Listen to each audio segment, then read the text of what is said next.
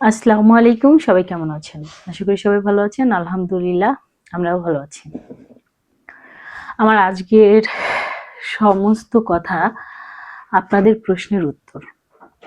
ও আসলে কি হয়, মানে ও আমাকে কেন আম্মু বলে ডাকে, আমি কেন ওকে মেয়ে বলে ডাকি,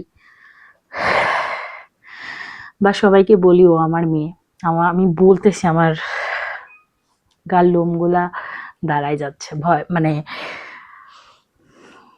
আচ্ছা, শুধু পেটে ধরলেই কি মা হওয়া যায়? শুধু পেটে ধরলেই কি মা হতে হবে?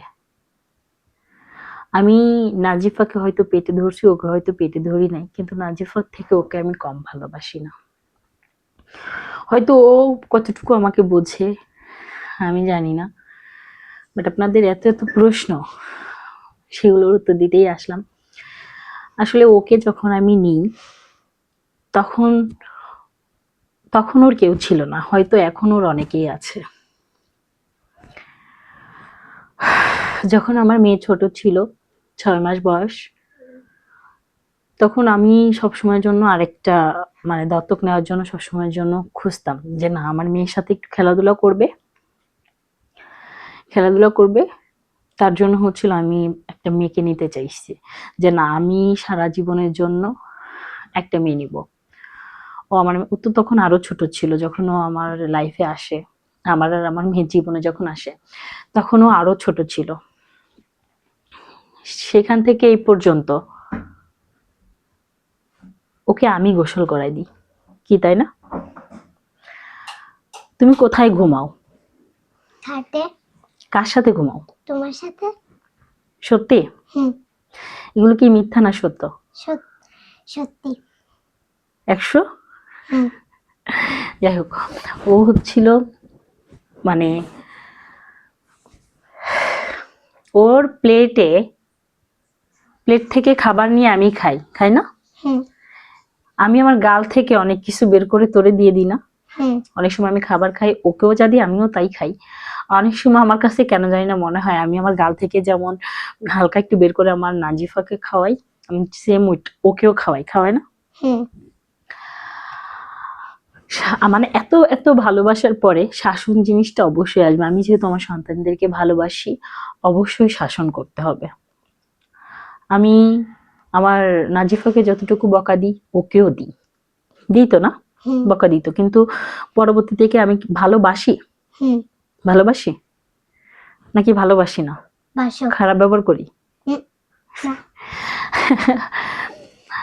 আমি অনেক সময় আছে নিজে না খেয়েও নাজিফাকে আর ওকে দিই, তাই তো নাকি?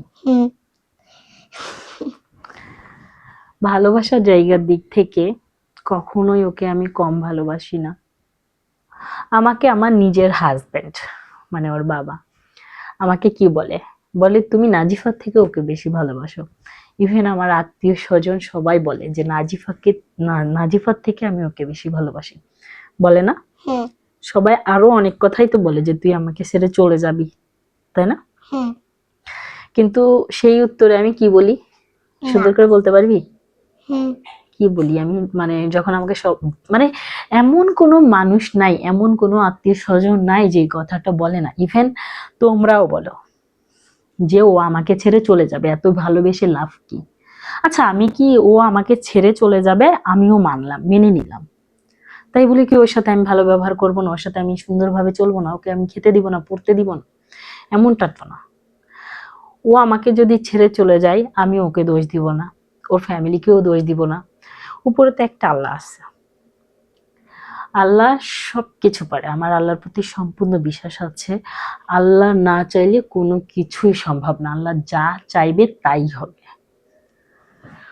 আমার মন থেকে যদি ওকে ভালোবেসে থাকে, আমার ভালোবাসার প্রতি আমার বিশ্বাস আছে, আমি যদি ওকে ভালোবেসে থাকি, সেই ভালোবাসার উপর বিশ্বাস রেখে বলি আল্লাহ যেটা করবে ভালোর জন্য করবে। আল্লাহ কখনো বান্দার খারাপ চায় না। আমরা হয়তো মানে কিছু সময় আমাদের মনের সাথে অনেক কিছু না মিললে আমরা আল্লাহকে দোষ দিই, বাট আল্লাহ আমাদের জন্যই ভালো কিছু করে। আমরা সাথে সাথে না বুঝতে পারলেও পরক্ষণে ঠিকই বুঝতে পারি। ওকে আমি গোসল করাই দিই, ওকে আমি যখন খাই ওকে খেতে দিই, ইভেন আমি ছাড়াও ও খায়, কারণ ও তো ছোট মানুষের ক্ষুধা লাগে। আমি ঘুম থেকে উঠতে লেট করি, ও আমার আগে ঘুম থেকে উঠে যায়, বাচ্চা মানুষ। তো তো আমার আগে ও আবার খেয়ে নেয়, আবার আমি যখন ঘুম থেকে উঠি আবার আমার সাথেও খায়, কি তাই না? হ্যাঁ তো আমাদের মনের সাথে তো সবসময় সবকিছু মিলবে না। আল্লাহ তাআলা যা করে বান্দার মঙ্গলের জন্য করে, আমাদের সেটা মেনে নিতে হবে। আমরা হয়তো পরিস্থিতির কাছে অনেক সময় অনেক কিছু মেনে নিতে বাধ্য হই, অনেক সময় আল্লাহকেও দোষ দিই, অনেক সময় আল্লাহকে দোষ দিই। ও যেদিন আমার জীবনে প্রথম দিন আসে, সেদিন আমি নিজে ওকে গোসল করাই দিই, তাই না? হুম ডলে ডলে ডলে ডলে গোসল করাই দিই, কারণ আহ ওইটা নাই বলি, আমি আমার কাছে মনে হয়েছে যে ওকে আমি আনছি মানে আমার আমার নিজের মতন করে ওকে সাজাবো, আমার মতন করে ওকে মানুষ করব। যেদিন ওকে আনছি আমার কাছে মনে হয়েছে ওকে তো আমি আমার সাথে নিয়ে ঘুমাবো, আমার জায়গাতে রাখবো। আমি নাজিফাকে যেমন ছাড়া একটা দিন থাকতে কষ্ট হবে, ওকেও ছাড়া কষ্ট হবে। ও প্রথম দিনই ও যেদিন আমার কাছে আসছিল আমাকে একটা কথা বলছিল, আমরা একসাথে খাইতে বসছিলাম। ও যেদিন আমার কাছে প্রথম দিন আসে সেদিন আমরা একসাথে খাইতে বসছিলাম, ভাত হাতে নিয়ে। টুম্পা, তুমি আমার কি বলছিলা? আজকে প্রথম প্রথম আসলে যেদিন বলছিলাম প্রথম ফার্স্ট তুমি আমাদের বাসায় আসছিলা তোমার নানির সাথে, তুমি খাবার খাইতে খাইতে কি বলছিলে আমাকে? বলছিলাম কি আম্মু, আমি তোমাকে আম্মু আজকে আম্মু বলে ডাকবো। হ্যাঁ, ও আমাকে এই কথাটা বলছিল, আমিও খাচ্ছিলাম, এই যে সেম এরকম পাশাপাশি আমরা দুজনে খাচ্ছিলাম। ওর নানিও ছিল আমাদের সাথে। ও বলতেছিল যে আমি কিন্তু তোমাকে আজকে থেকে আম্মু বলে রাখবো। তখন আমি এই কথাটা জাস্ট ভিতরে গেঁথে রাখছি যে না, ও ছোট মানুষ। আমি জানতাম ওর মা বাবা কেউ নাই, আমি জানতাম কেউ নাই, হয়তো এখন আছে সবাই, আমি জানি না ওর নানি কেন এটা বলেছিল। বাট আমি যখন ও আমার লাইফে আসে তখন আমি ওর নানিকে বলছিলাম যে আমাকে এমন একজন একটা মানুষ খুঁজে দেন যাতে ওর পিছুটা না থাকে, দুদিন পরে কেউ যেন এসে না বলে যে এটা আমার মেয়ে, আমার বাচ্চা, আমি নিয়ে যেতে চাই। যার কারণে ওর নানি আমাকে তখন বলছিল ওর তো মা নাই বাবা নাই, তো সেক্ষেত্রে ওকে আমি আমার কাছে নিয়ে নিই, যে থাক, আমি তো এরকম একজনই খুঁজতেছিলাম। ও ছোট ছিল, আরো ছোট ছিল, এখন তো বড় হয়েছে মাশাআল্লাহ। তখন ওর একটা দাঁতও পড়েনি, ই করো এখন ওর অনেক দাঁত পড়ে গেছে, ইভেন আমি এই দাঁতগুলো আমি নিজে ফেলছি, তাই না? হ্যাঁ ইভেন এই দাঁতগুলো আমি নিজে ফেলছি। ওকে মানে আমি বোঝাতে পারবো, হয়তো ও আমার জীবন থেকে যদি কোনোদিন আল্লাহ না করুক যদি সত্যি কোনোদিন চলে যায়, মানে এটা যখন আমি এখন চিন্তা করি তখনও আমি আমার ভিতর থাকি না, আসলে ওরা আমি প্রচন্ড ভালোবাসি। ও হয়তো বুঝে কিনা আমি জানি না, তুই কি বুঝিস? হ্যাঁ বুঝিস? কচুর মাথা বলছো। যাই হোক,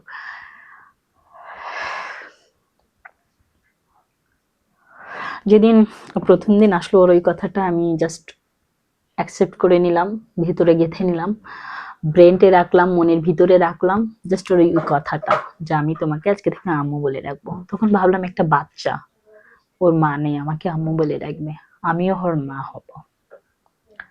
ওই দিন ওর নানি টানি সবাই চলে যাওয়ার পরে আমি ওকে গোসল করাইছি নিজে হাতে গোসল করাইছি।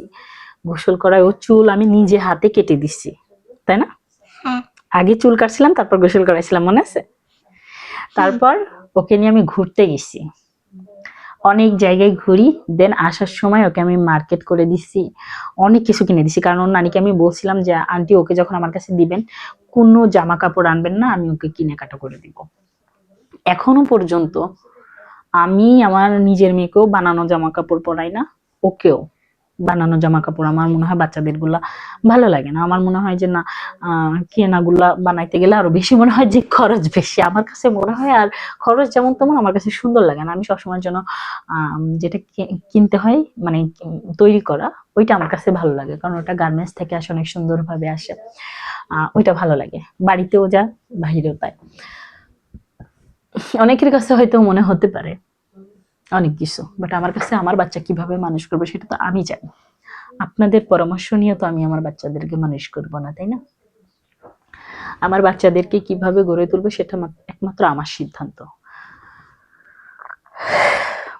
সেদিন থেকে আজ পর্যন্ত আমার কাছে এবং ওকে আমি আমি যেমন নাজিফাকে যতটুকু ভালোবাসি ওকেও ভালোবাসি, কিন্তু আমাকে কতটুকু ভালোবাসে আমি জানি না। আমার কাছে মনে হয় আমি যতটাকে ভালোবাসি ও হয়তো অতটা ভালো আমাকে বাইসে পারিনি। কেন বললাম বেশি পারি নাই? ও তো ছোট মানুষ। যখন থাক, অনেক কথা আসলে মিডিয়ার সামনে না বলাই ভালো। কিছু কথা হৃদয়ে গেঁথে থাকুক, সব কথা প্রকাশ নাই করি। বাট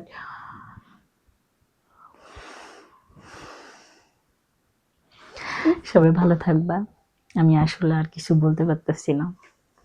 সবাই ভালো থাকবা। Tata, bye bye.